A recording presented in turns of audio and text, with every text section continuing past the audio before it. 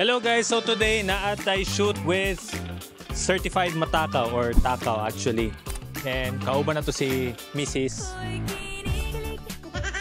Before that, mangaon sa tag-lunch, takaw, Filipino comfort food. Daghan sila options. Ang isa sa akong paborito actually dire is ang turon. Dami siya. Oh, yummy good. The rest actually kay ginakaong gyapon na pero ang paborito dyan na nag-stand out permanente is ang turon. Try ninyo. So magunahon na sa amin si orderon. So wala mo ano turon. Wala, sir. O, diba? O, grabe siya ma-sold out. Ito lang siguro?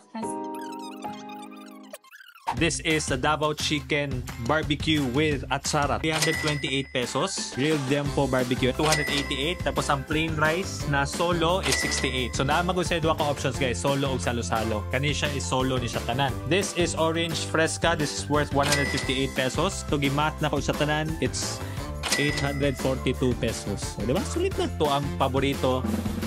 Turon. Ang turon. Turon. Ang turon na sold out na. Daghan pa nabilin sa iyang gikaon.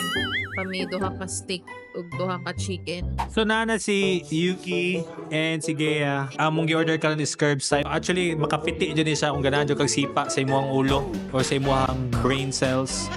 Gi-order naman siya sa at curbside. So mag-shoot ta. So naga-shoot mi karon guys. Tagawas.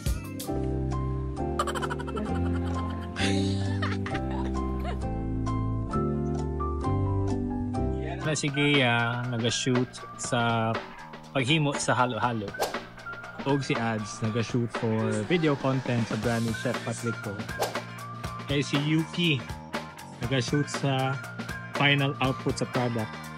Muna sa, for example, kanay mga sabaw ni siya. So, sine, and sine.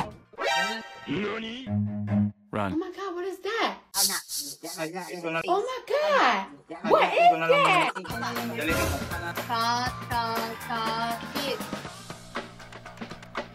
Okay.